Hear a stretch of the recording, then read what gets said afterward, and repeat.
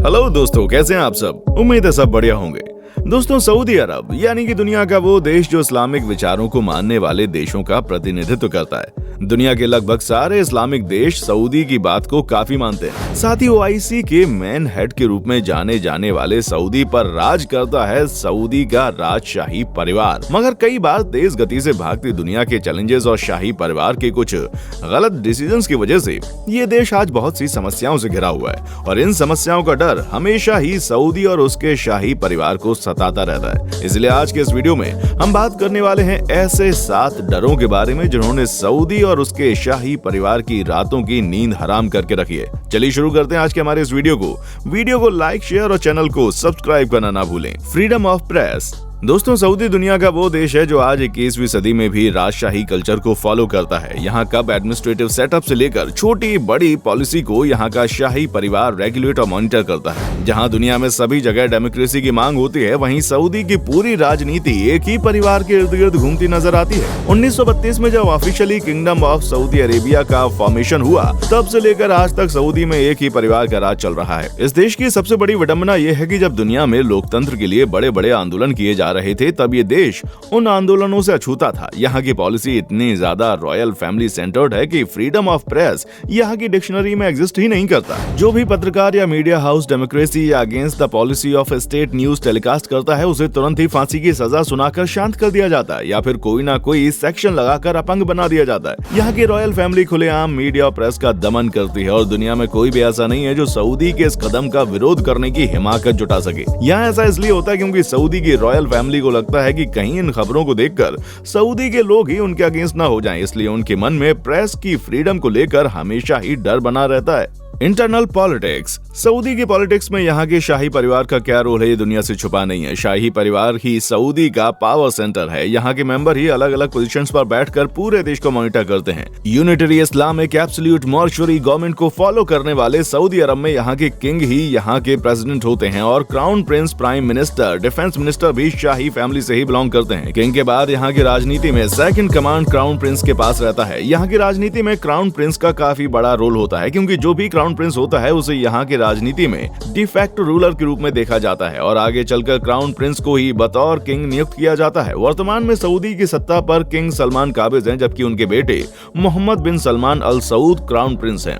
लेकिन क्या आप जानते हैं कि सऊदी की राजनीति में ही काफी बदलाव हुए हैं। ऐसा इसलिए है क्योंकि सऊदी की राजनीति 2 धड़ों में बट चुकी है। एक ऐसा धड़ है जो कि बिलीव करता है कि जनता के बीच अगर अथॉरिटी किसी प्रॉब्लम को लेकर आती है और अगर उनके व्यूज से वो डिसएग्री करते हैं तो सोचते हैं कि उनका दबदबा जनता की नजरों में कमजोर हो जाएगा।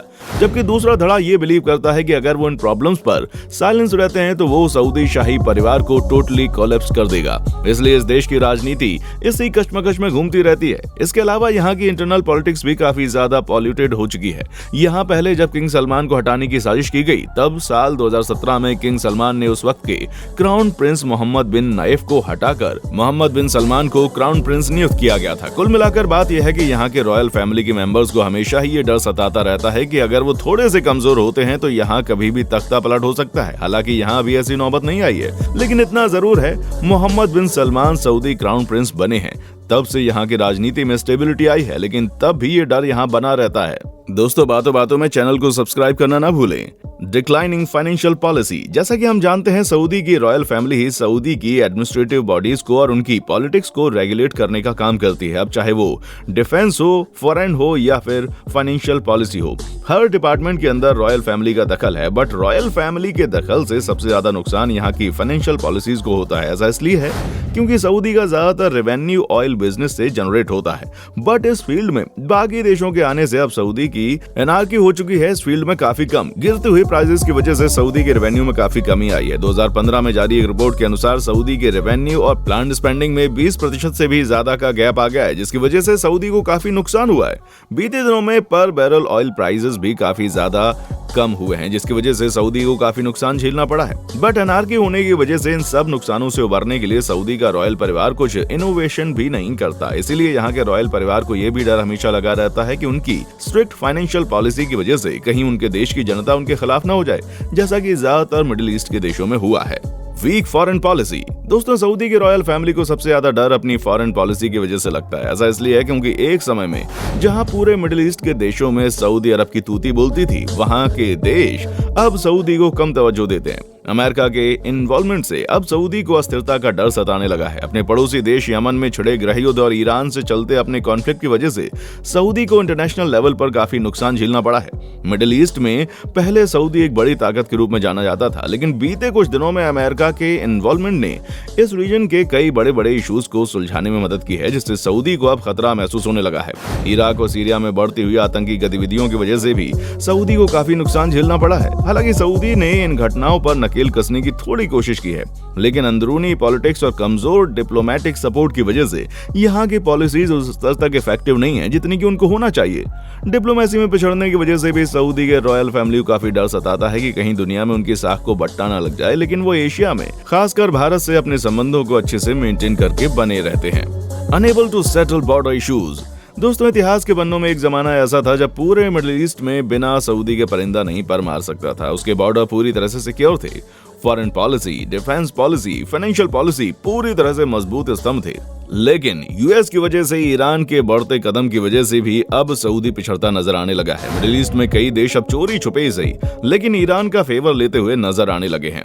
बहरीन और यमन जैसे छोटे मगर इंपॉर्टेंट देशों के बॉर्डर इश्यूज सुलझाने में ईरान का पार्टिसिपेशन सऊदी की तुलना में काफी ज्यादा नजर आता है।